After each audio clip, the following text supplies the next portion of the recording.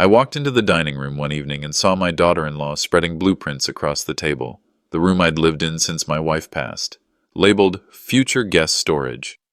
When I asked, she smiled coldly and said, "We just need you out of the way, Lowell. The baby deserves more space." My own son sat silent, nodding along. It felt like my whole life, every sacrifice, was being erased in ink. But what they didn't know was that I hadn't signed those papers they slipped under my nose, not a single one, and when the time came, I had a plan that would turn every lie back on them. You'll want to hear how I walked out of that house with my dignity and left them with nothing. Follow my story until the end, and comment the city you're watching from so I know how far my voice carries. Marla sat at the dining table, papers spread out like she was planning a city, not a home. The late summer light filtered through the blinds, catching the sharp edges of blue lines and neat little boxes. I leaned over her shoulder, careful not to intrude too much. My name wasn't there. My room wasn't there. Instead, in the space where I had slept since Evelyn passed, where I still kept her quilt folded at the foot of the bed, I saw the words written in block letters. Future Guest Storage. It stung more than I wanted to admit. That room wasn't storage. It wasn't future anything. It was my last piece of the past, the only corner of this house that still felt like Evelyn and me. My hand rested on the back of a chair, steadying myself against the hollow feeling that crept in. Travis came in from the living room, bouncing his keys in one hand, casual as ever. "It's just for the baby, Dad," he said when he noticed me staring at the plans. "We're making space. You'll still be here." His voice carried that breezy tone he'd perfected since high school, the one he used whenever he didn't want to argue. But the words fell flat. I remembered the day I signed the mortgage papers decades ago, when my hands shook with excitement. Not age. I'd worked double shifts, saved every penny, fought tooth and nail so Evelyn could have this place she called her dream home. Now my son's wife wanted to modernize it, as if what we built was just outdated wallpaper. Marla didn't look up. She traced a finger along one of the drawn walls and said, "This house has to move forward. It can't stay stuck in the past." My chest tightened. I knew then they weren't thinking about me, only themselves. Later that evening, Marla slid a stack of papers toward me across the table. "Just routine permits," she said lightly, smiling as if she was offering me dessert instead of documents. I thumbed through them, and the language leapt out. Words about consent, ownership, authorization. I wasn't a lawyer, but I wasn't blind either. These weren't simple permits. I set the papers aside, made a show of adjusting my glasses, and nodded without signing. Marla seemed satisfied, returning to her laptop, while Travis scrolled on his phone. They thought I hadn't noticed, but I had, and I decided silence would serve me better than confrontation, for now. That night, lying in my room, the one now labeled storage, I stared at the ceiling Evelyn and I once painted together. She had insisted this house be our anchor, the place that would hold us even when life tried to scatter the family. Her laugh still echoed in the kitchen when I brewed coffee in the morning. Her perfume lingered faintly in the closet, clinging to the last dress she'd worn. Every corner whispered her memory. And yet here Marla was, eager to erase her as if she'd never existed. Quiet anger curled in my chest, not loud enough to spill out, but heavy enough to keep me awake. Near midnight, as I headed down the hall for a glass of water, I heard Marla's voice behind the cracked door of Travis's office. "If we get his signature," she whispered, "everything will be smooth. He won't even know." Travis didn't argue. He didn't even sound uncertain. The silence that followed was worse than any agreement spoken aloud. I backed away, careful not to make a sound, and closed my bedroom door with the gentlest click. The air felt colder now, the walls less like home and more like a trap. I knew then my own son and his wife were planning to erase me, one paper at a time. Morning sunlight slanted through the garage windows, catching the dust in the air like glitter suspended in silence. I shuffled inside to grab a wrench, but what caught my eye wasn't tools. It was boxes. Big ones, taped shut and stacked neatly, each marked with a black marker. Evelyn, donate. The handwriting stopped me cold. My breath hitched. Those letters spelled out my wife's name as though she were just another chore on Marla's checklist. I leaned closer and read the labels again, hoping I had misread. But there was no mistake. Clothes, photo albums, keepsakes. The life I had shared with Evelyn, folded, taped, and ready for goodwill. I stood there, staring at the stacks. It felt like the house itself was betraying me. Every stitch of clothing Evelyn had worn on Sunday mornings. Every photograph she had tucked into albums with little notes scribbled on the margins. Every trinket she had collected from our road trips, all packed away without a word. She had always said, "This home will carry us long after I'm gone." And now, her promise was being taped shut in cardboard. I was still frozen when Travis came in, a mug of coffee in hand. He noticed where I was looking and nearly spilled it. "Dad, it's not what it looks like," he said quickly, voice tight. "What exactly does it look like to you?" The words came out steadier than I expected. He shifted uncomfortably.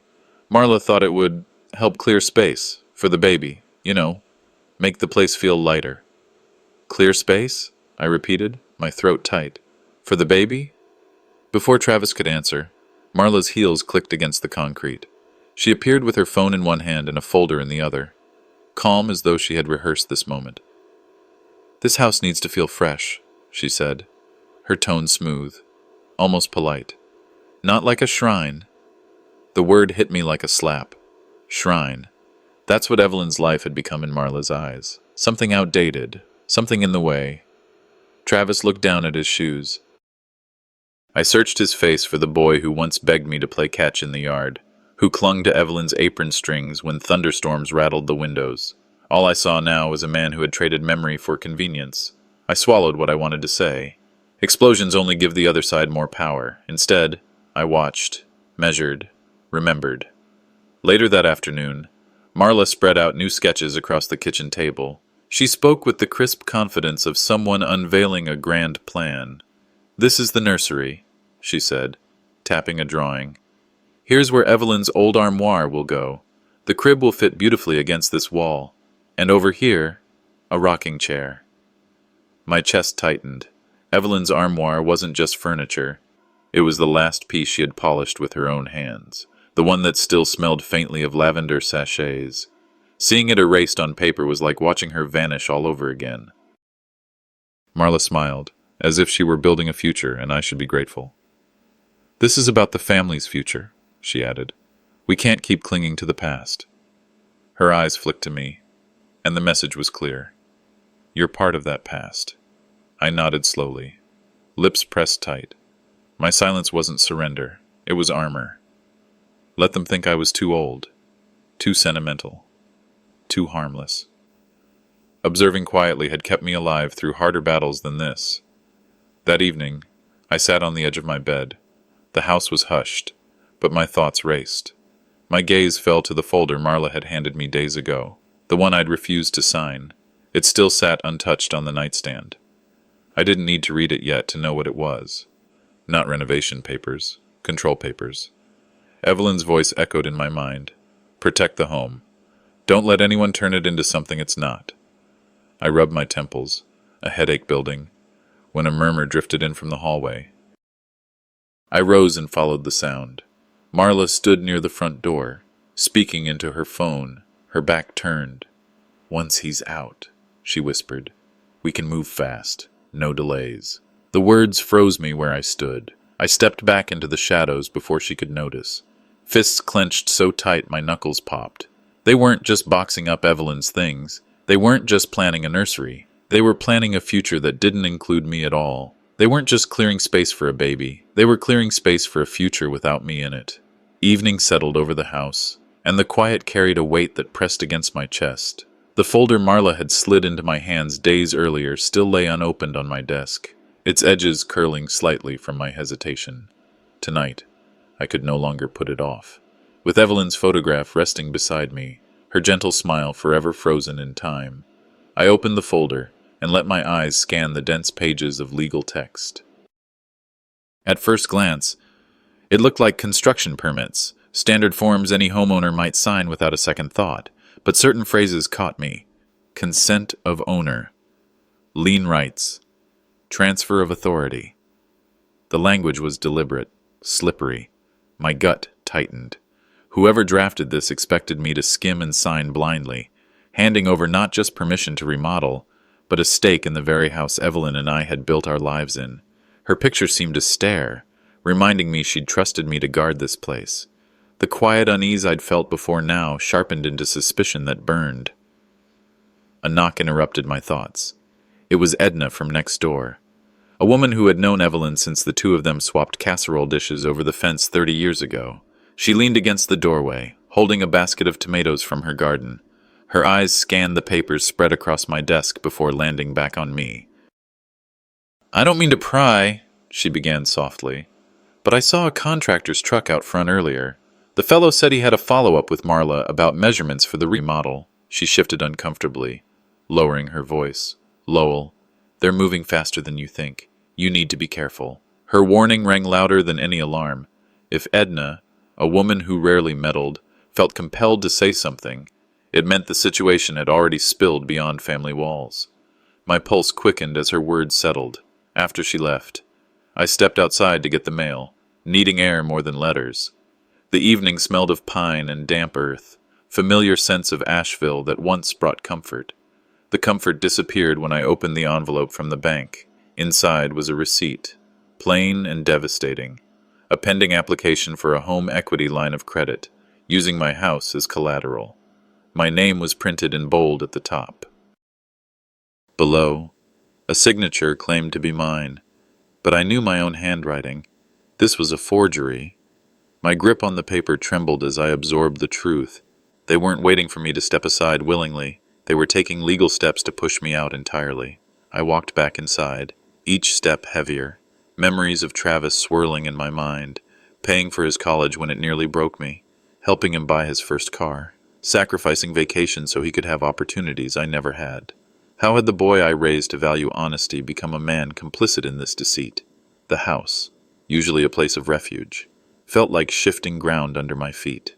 I sat in the dim living room, letting the shadows fall around me, and tried to steady my breathing. Anger pressed against sorrow, and both fought for space in my chest. I thought of Evelyn again, of how she insisted this house would always be a home for family. Now her vision was being twisted into leverage for greed. Later that night, I confronted Travis in the kitchen. He was rinsing a glass at the sink, avoiding my eyes as though he already knew what was coming. "Did you know about this bank loan?" My voice was steady, though the weight behind it could have cracked the walls. He froze, shoulders stiff. "It's just paperwork. Don't worry, Dad. Paperwork." That single word mocked everything, the sacrifices, the memories, the trust I had poured into him. He wouldn't even meet my eyes. I turned away, closing mine instead, the world tilting. Denial was no longer an option. The walls of my own home were shifting, and I wasn't sure how much longer they'd stand with my name still on them. Dinner that evening unfolded with the kind of politeness that could cut sharper than any insult. Marla set the table as if rehearsed, her movements precise, her smile bright but thin. Travis sat stiffly, stabbing at his food, his eyes fixed anywhere but on me. The ceiling fan hummed overhead, and the clinking of forks and knives filled spaces where real conversation should have lived. I sat at the end of the table, where Evelyn used to sit when she wanted to keep an eye on everyone at once. The stew Marla ladled into my bowl smelled rich, but it tasted like dust in my mouth. Every detail, the warm bread basket, the folded napkins, was an echo of something Evelyn had once done with love. Now it was all theater, a performance to cover what lay beneath. "Eat while it's hot," Marla said, her tone almost maternal. But the sharp glance she cast toward Travis betrayed the script. The silence grew heavy. Finally, I let my words slip into the room, casual but deliberate. "Got an interesting piece of mail today. From the bank." Travis's fork froze halfway to his mouth. He forced a chuckle, shaking his head like I was a child mistaking thunder for footsteps. "It's nothing serious, Dad." Just paperwork for the baby's future. Paperwork for the baby's future, as if my house, my years of work, my sacrifices, were nothing more than blank lines to be filled out and signed away. His tone was meant to reassure, but it came out thin, brittle, too rehearsed. I held his gaze, long enough for his laugh to crumble into silence. My lips pressed together. Words wanted to spill out, but I let them stay buried. Silence, I realized, carried its own kind of weight, heavier than any outburst. Marla took that moment, always ready to step into the crack. "We're decluttering," she announced, her voice sharp against the fragile quiet. She rose and returned with a cardboard box, setting it beside the sideboard. Black marker on the side read, "Trash. Evelyn's old things." My heart stuttered. I leaned forward, eyes catching the corner of a scarf Evelyn used to wear, the soft blue one from our anniversary. A cookbook lay on top, its margins full of her neat handwriting, little notes about using cinnamon instead of nutmeg, or doubling the vanilla. Marla pushed the box as if it were filled with nothing but junk mail. "It's time to let go of old things," she said, her smile curling into something colder. Travis shifted in his chair, glancing between us. He wouldn't meet my eyes. My hand twitched toward the box, but I stopped myself. Instead, I sat still, letting my gaze rest on it until the silence pressed down harder than a hammer. Marla mistook the silence for surrender. Travis, though, fidgeted like he knew better. He had seen that look in me before, the quiet before I made a decision I wouldn't back away from. I pushed my plate away and rose to my feet, my voice, calm but steady, cut through the brittle air. "Don't throw away what you don't understand." The words dropped into the silence and stayed there, heavier than the box by the sideboard. I turned, walked out of the dining room, and pulled the door closed behind me. No slam, no storm, just the soft click of wood meeting wood, a sound that carried finality. In that moment, something inside shifted. They thought they were watching me fade. They thought their boxes and blueprints could erase what Evelyn and I had built. But as I stepped into the quiet of my room, resolve settled in like bedrock. They thought I was finished, but I was only beginning to take back what was mine. The morning came soft and gray, light bleeding gently through the blinds in thin stripes. The house was silent, too silent, as though even the walls were waiting for me to move. I stood before the closet, the same one Evelyn used to fuss over, telling me I owned too many shirts I never wore. My hands trembled slightly as I reached for a small suitcase. Not the big one, the little case that said this was temporary. A step away, not a final goodbye. I packed slowly, deliberately, a few changes of clothes, my medication, a shaving kit. Then my fingers paused at a framed photograph resting on the dresser. Evelyn, smiling on our porch, sunlight catching in her hair. I wrapped it in a sweater and placed it carefully between folded shirts. That picture wasn't staying behind to be boxed or trashed. The reflection in the mirror caught me off guard. A man in his 70s, face lined by years and grief, standing in the house he had bought with sweat and overtime, now preparing to walk out like a tenant overstaying his welcome. The weight of it all pressed down hard. Each zipper, each fold of fabric, sounded louder than it should have, echoing in the quiet house. This wasn't just about packing clothes. It was about dignity, about deciding to move before being shoved. As I carried the suitcase to the hallway, the wheels lightly bumping across the floorboards, Travis appeared. He froze when he saw it, his eyes flicking from me to the case. "Dad," he said, voice tight. "What are you doing?" The words hit harder than they should have. For a moment, I saw the boy I had raised, the boy who once clung to me during thunderstorms, begging me not to leave his side. Now he stood before me, baffled, maybe a little guilty. "Making things easier for you," I answered quietly. The words came out steady, though a lump sat heavy in my throat. He shifted, looking anywhere but at me, the floor, the wall, the suitcase. His silence was louder than protest.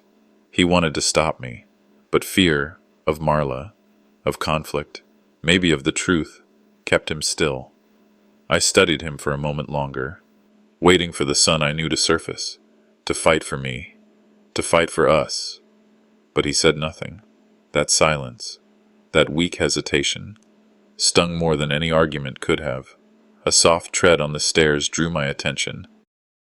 Marla appeared, poised as ever, her lips curling into what looked like concern but felt more like satisfaction. She leaned against the banister, arms crossed loosely. "Lowell," she said in a voice that dripped with sweetness, "maybe this is for the best. You'll be more comfortable elsewhere." It wasn't a suggestion. It was victory disguised as kindness. Her tone, syrupy and calm, held the chill of finality. I met her eyes. No words were needed to show her I saw through the charade, but I didn't argue. I didn't raise my voice. My silence was sharper than any accusation. It unsettled her, though she masked it with that same saccharine smile. She thought she had won. Inside, though, a fire stirred.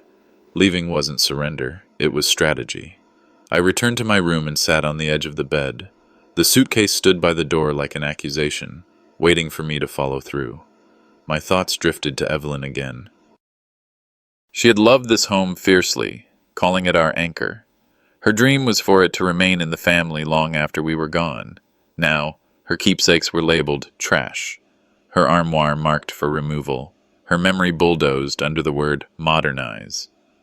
And yet, even as I prepared to walk away, I knew the house still carried my name. No blueprint, no whispered plan, no syrupy manipulation could change the fact that the law was on my side. The sadness in me was heavy, but beneath it was a growing resolve. They might think my suitcase meant defeat, but to me, it was a step back to gather strength. I would not let Evelyn's legacy vanish. The suitcase sat by the front door when I finally placed it there. Travis lingered nearby, eyes darting nervously, while Marla's smile widened like a curtain call. She thought she'd won the play. I rested my hand on the handle, then leaned closer, whispering words only I could hear. "This house isn't yours to take." The air felt charged, as if the walls themselves held their breath. My back straightened, and a calm washed over me. Sometimes walking away isn't defeat. Sometimes it's the first move in taking everything back. The morning air outside Claudette's law office felt cleaner than anything I'd breathed in weeks. My suitcase still sat in the back seat of my car, half packed and waiting, as though even it wasn't sure if I was leaving for good. Inside, the office smelled faintly of lemon polish and paper, a far cry from the suffocating tension at my house. Claudette greeted me with the kind of handshake that steadied a man. Her desk was neat, organized, and already waiting for me to set down the folder I carried like a brick. I laid the bank papers across the smooth wood surface, each page trembling slightly from my hands. For the first time in days, I felt a flicker of hope, but it was tangled with uncertainty so thick it weighed in my chest. She studied the documents with the patience of someone who had seen every trick in the book. The pen in her hand tapped rhythmically as her eyes moved line by line. "Were you present when this was signed?" she asked without looking up. "No." The answer left my mouth sharper than I intended. "Did you authorize this line?" She tapped the part showing my name printed near a signature. I shook my head. "Never. I'd never risk the house. Not for anyone. Not even for Travis." Her silence stretched as she compared signatures, brows furrowing, my palms pressed against my knees, sweat dampening the fabric of my pants. Every second felt like a year. Finally, she leaned back in her chair and sighed, the sound heavy with confirmation. "These signatures don't match. Lowell, this isn't your handwriting." "This looks forged." The word slammed into me harder than any insult Marla had ever thrown. Forged. Not just manipulation, not just whispers behind doors. A crime. The walls of my home, built by years of labor and sacrifice, were being chipped away not with hammers, but with lies written in ink. For a moment, Evelyn's face filled my mind. Her laugh, her stubborn insistence that the house remain a safe haven for our family. To see her memory twisted into leverage, reduced to boxes labeled as trash, was unbearable. My jaw tightened, teeth grinding against the storm brewing inside me. All those nights of silence at the dinner table, of walking away instead of shouting, now made sense. I hadn't been weak. I had been waiting for this exact moment, when truth would stand on my side. Claudette's voice cut through my reflection. Lowell, listen carefully. They overstepped. If we move quickly, we can stop this. I'll file an injunction to freeze everything. That means no loans, no remodeling, nothing without your approval. Her certainty was a lifeline. I nodded slowly, fingers brushing against the worn photo of Evelyn tucked in my wallet. Her smile in that picture was gentle, proud. The way she looked at me when we first unlocked the door to that house. That memory stiffened my spine. If they wanted war, I said, steady and low. They've just declared it. Claudette nodded, eyes sharp behind her glasses. Then we'll fight. The fear that had clung to me for weeks slipped into something else. Controlled fury. I wasn't just a man being erased from his own home anymore. I was a husband defending his wife's legacy, a father reclaiming what was rightfully his. The battle for my home had just moved from the dinner table to the courtroom. The motel room was quiet except for the hum of the old heater in the corner. Its rattle filled the silence, but it couldn't drown out the weight pressing against my chest. A thin curtain let in the glow from a parking lot lamp, stretching shadows across the bedspread. The air smelled faintly of dust and disinfectant. Temporary shelter, nothing more. I sat on the edge of the bed, staring at the folded bank papers Claudette had returned to me after our meeting. Her words still echoed. This looks forged. They had crossed a line I never thought family would dare cross. My hand rested on Evelyn's photograph, tucked into my wallet, and for a moment, her calm smile gave me strength. The phone rang, its shrill tone breaking the stillness. I picked it up slowly, half expecting it to be Claudette with more news. Instead, Travis's voice cut through, sharp and trembling. Dad, how could you?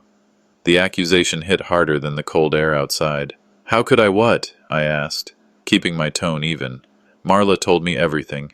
You're trying to ruin us. You're dragging lawyers into this. Our future. Our baby's future. You're destroying it all.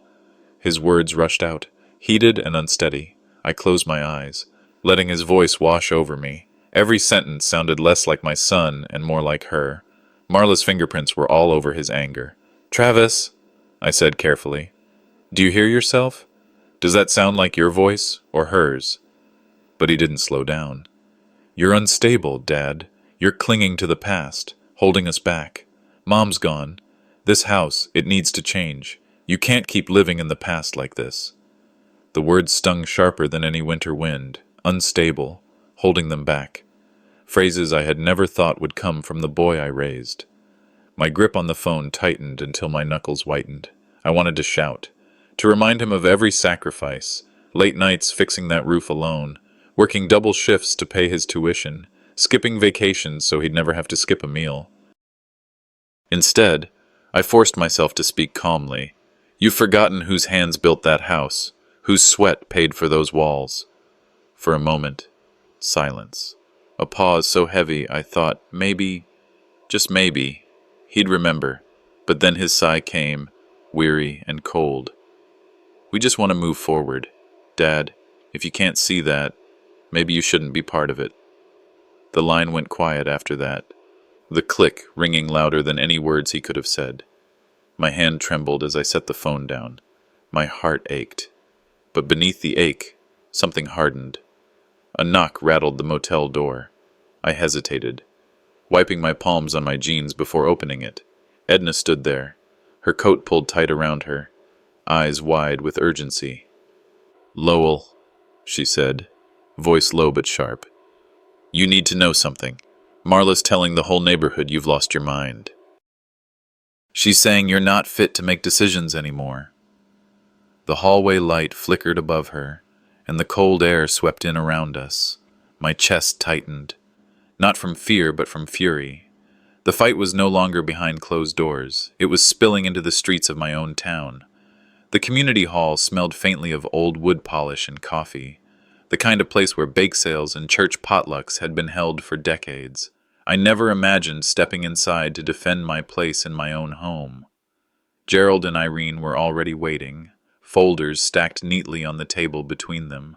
Their eyes carried a mixture of resolve and kindness. "You're not alone in this," Irene whispered as I settled into the hard metal chair. Those words landed deep. For weeks I'd felt erased, cast aside by the people who should have stood with me. Now, at least, I wasn't walking into this fight empty-handed. The meeting began quietly. Marla strutted in, her heels clicking across the hall's tile floor, carrying herself like she already owned the outcome. Travis trailed behind, his head lowered, hands jammed into his pockets. He wouldn't meet my eyes. That cut deeper than anything Marla might say. Marla plastered on her smile, the one she used at church socials, the one that fooled neighbors into believing she was the perfect daughter-in-law. "We're here to discuss the future," she began, gesturing toward me as though I were a stubborn obstacle instead of her husband's father. Gerald cleared his throat, steady and deliberate, before laying the first set of papers on the table. Future, yes, but the truth first. He slid the copies toward Travis. "These are contracts Marla arranged with contractors. They mention transferring ownership once the renovations are complete." Travis blinked, scanning the lines. His lips parted, but no sound came. Marla's smile faltered just slightly before returning, thinner now.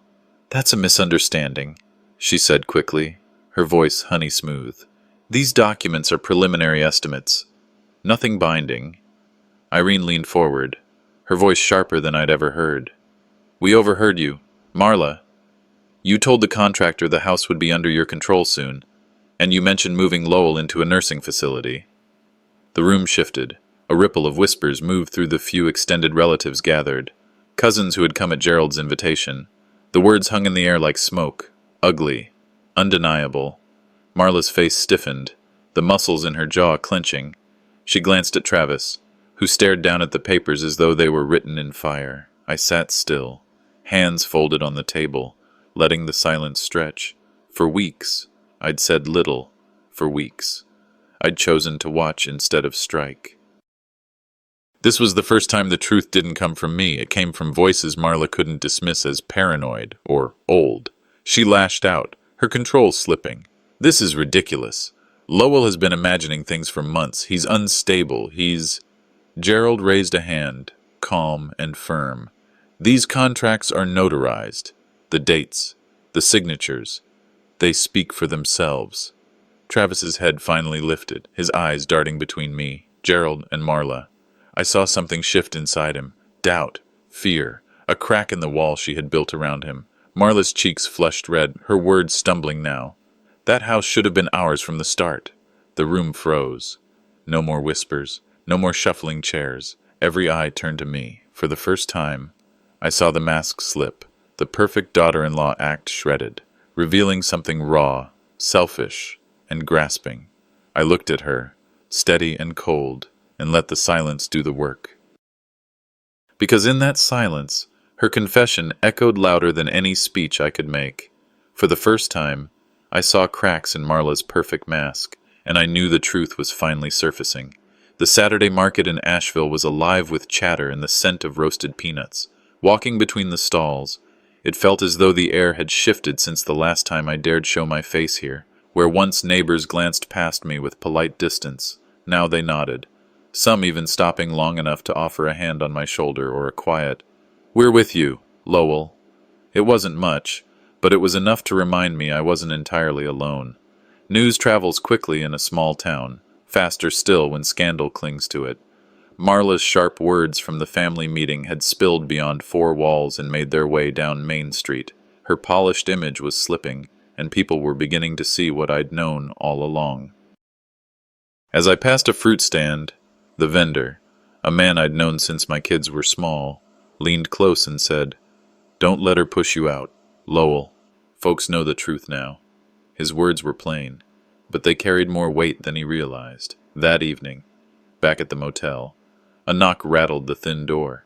When I opened it, Travis stood there, hands shoved deep in his jacket pockets, looking like a boy who'd lost his way. Inside, he shifted from foot to foot, eyes downcast. "Dad," he began, his voice catching. "I don't know what to believe anymore." I didn't jump to fill the silence. Letting it stretch was a lesson life had taught me. Sometimes silence says more than words. Travis glanced up, searching my face, maybe hoping I'd rescue him from the storm Marla had built around us. But I stayed steady, waiting. She says you're trying to ruin us, that you'd rather see us fail than let us move forward. But... His voice thinned. The way she's been acting, losing her temper, hiding things, I don't know anymore. A father's instinct is to pull his son close, to assure him, to fight for his trust. But another instinct held me still, the knowledge that he needed to come to the truth on his own. Anything I said now would sound like defense, so I let the silence press down until he finally muttered, I don't know. Then he left, the door closing with a hollow sound. The next morning, I joined Irene and Edna at the church potluck. They moved with a quiet certainty, carrying trays of food to the tables, their voices low but purposeful. I heard Irene telling a small circle of parishioners what Marla had said about moving me into a facility.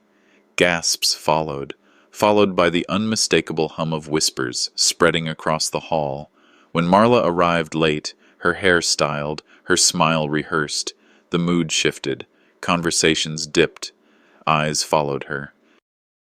Some turned away, others frowned openly. For the first time, her charm didn't smooth the edges.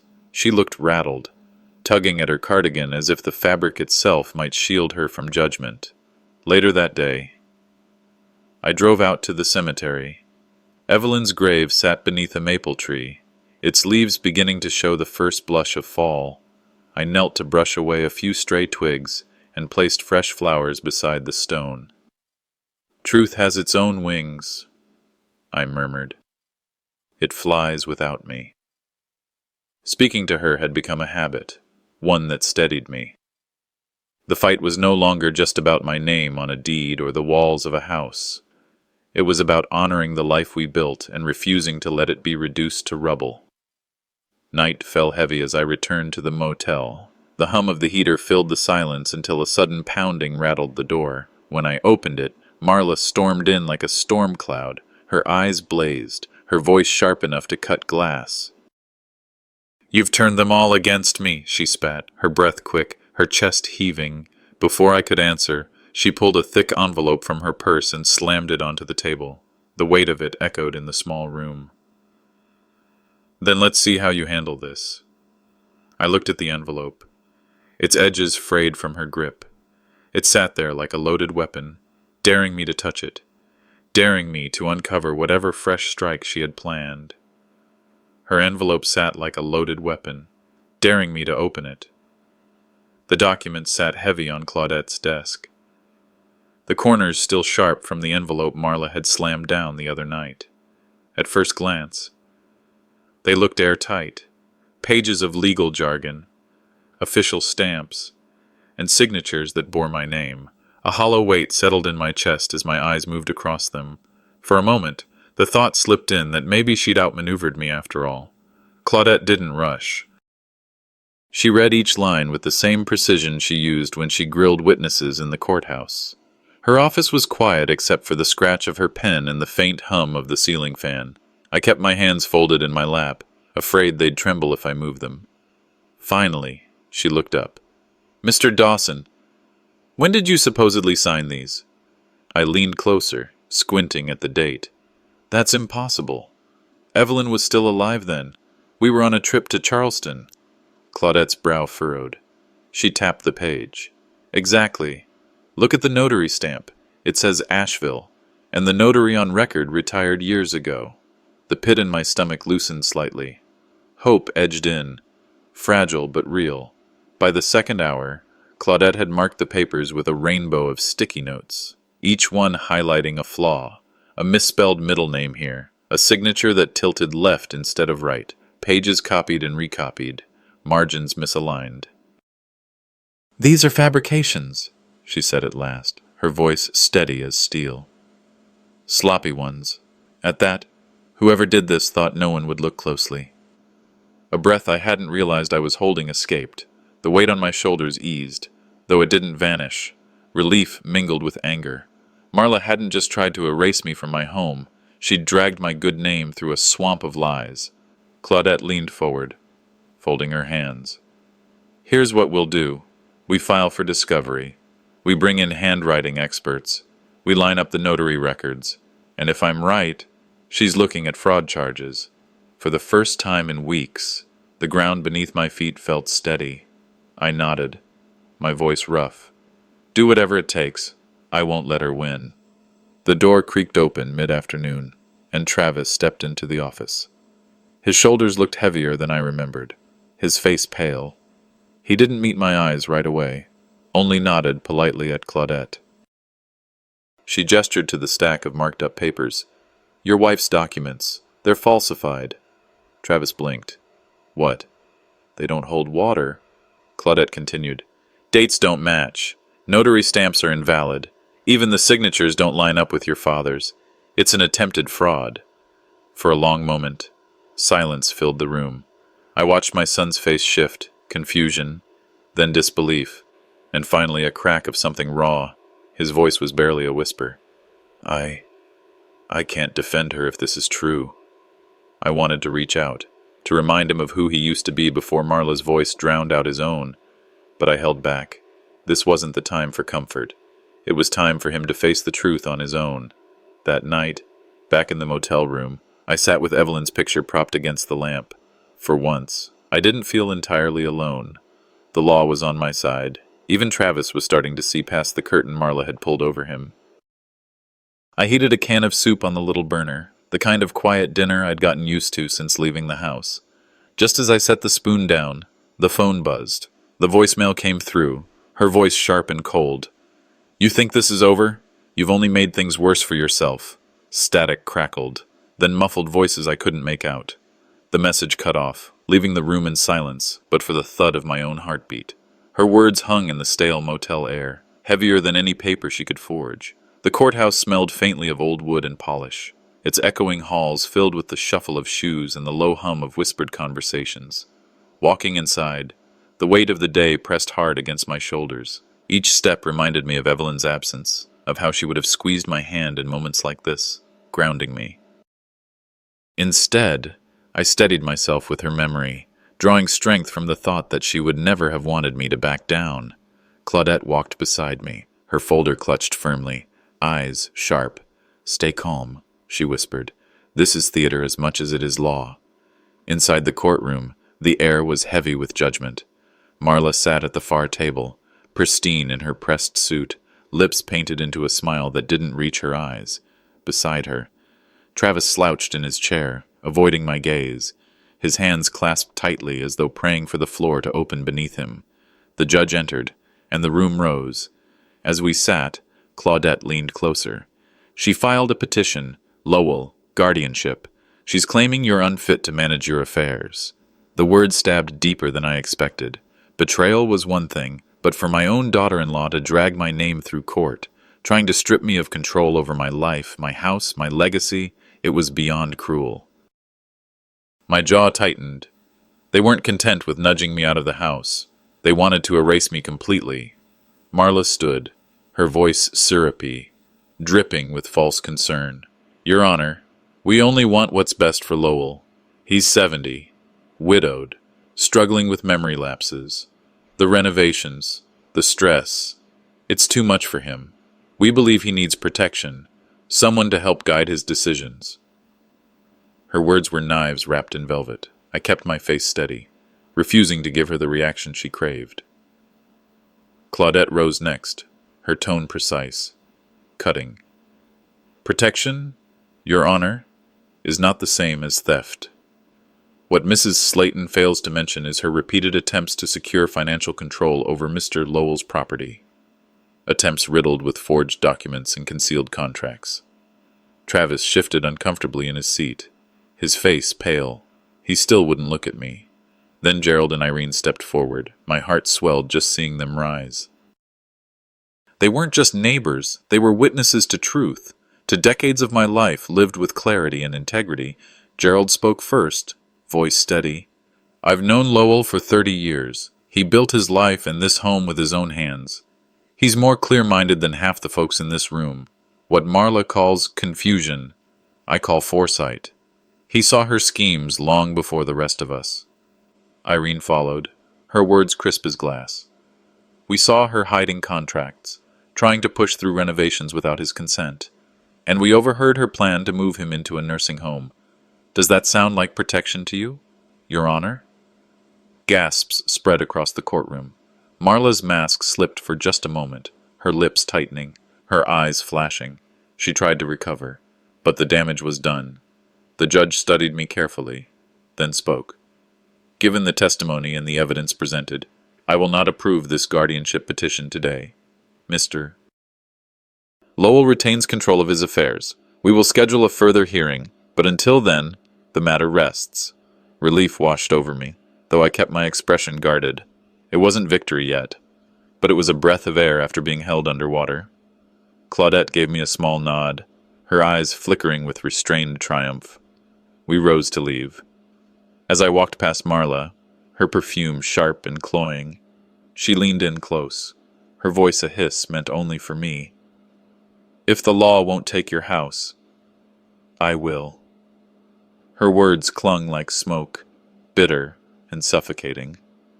Outside the courthouse, the late afternoon sun warmed my face, but her threat lingered, cold in my chest. The fight was far from over, but the tide had shifted. For the first time, I saw her rattled. For the first time, she knew I wasn't backing down. The courthouse felt colder than ever that morning. The wooden benches lined in neat rows, the quiet shuffle of papers, the bailiff's stern nod, every detail carried the weight of finality. Sitting there, I gripped the edge of the table, Claudette steady by my side. The envelope Marla had thrown into my motel room days earlier was now spread out before the judge, stripped of all its power. I wasn't alone in this fight anymore. The truth had come to the surface, and it was ready to breathe. When the judge entered, everyone stood.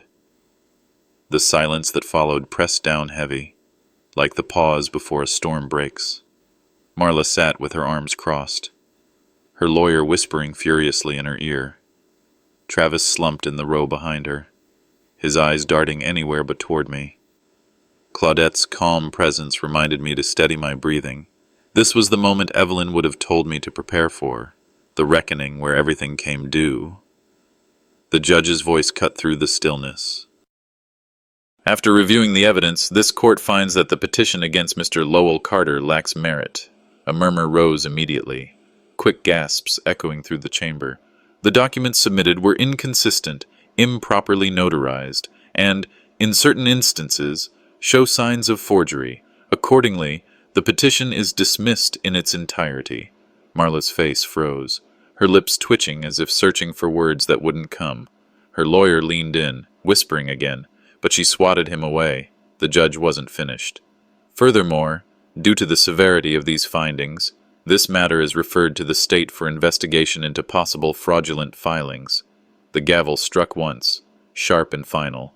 The sound rippled through my chest, not as a threat, but as release. Gerald and Irene reached for my hands almost at once. Their palms were warm, grounding me in that dizzying moment. "You did it," Irene whispered, her voice trembling with relief. "You stood your ground," Gerald nodded firmly, eyes shining. "And the truth stood with you." I swallowed against the lump in my throat, letting out a breath I hadn't realized I'd been holding for months. Behind us, I heard Travis mutter something under his breath. When I turned, his face was pale, eyes red-rimmed. For the first time, there was no fire in his voice, just weariness. "Dad," he whispered, almost too soft for me to catch. I can't defend her anymore." His head sank into his hands. Whatever spell Marla had cast on him seemed to be unraveling. Later that day, Claudette met me at her office. She slid a stack of papers across the polished desk, this time real, clean, and binding. "These give you complete freedom to decide the house's future," she said. "On your terms." My hand hesitated, hovering over the pen. For years, That house had been more than wood and plaster. It was Evelyn's laughter in the kitchen, Travis's footsteps racing down the hallway, the smell of cinnamon rolls on Saturday mornings. But it had also become a battlefield, soaked in betrayal. I signed with a steady hand, choosing release over resentment. Walking through the house one last time felt like flipping through a photo album. Every room carried a memory, some sweet, some bitter. In the living room, I saw Evelyn's favorite chair, worn thin at the arms. Upstairs, Travis's old baseball glove sat forgotten in the closet, and in the corner of my room, Evelyn's photograph caught the light. I touched the frame gently. "I kept my promise," I whispered. "No one took it from us, not without a fight." When the papers were finalized, the house was sold, not under pressure, not stolen, but by my decision. It no longer loomed over me as a symbol of what I might lose.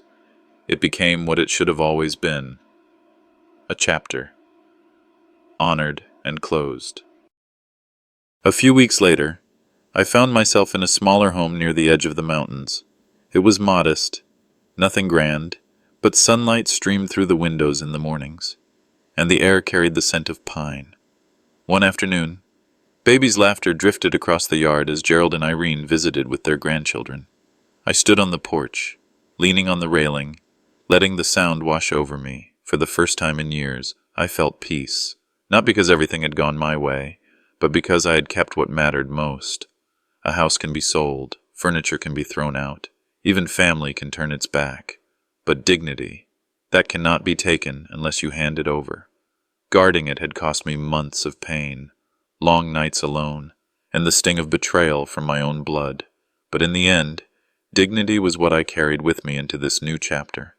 That night, as the sun dipped behind the mountains, I locked the door of my new home. The click of the latch wasn't the sound of fear anymore.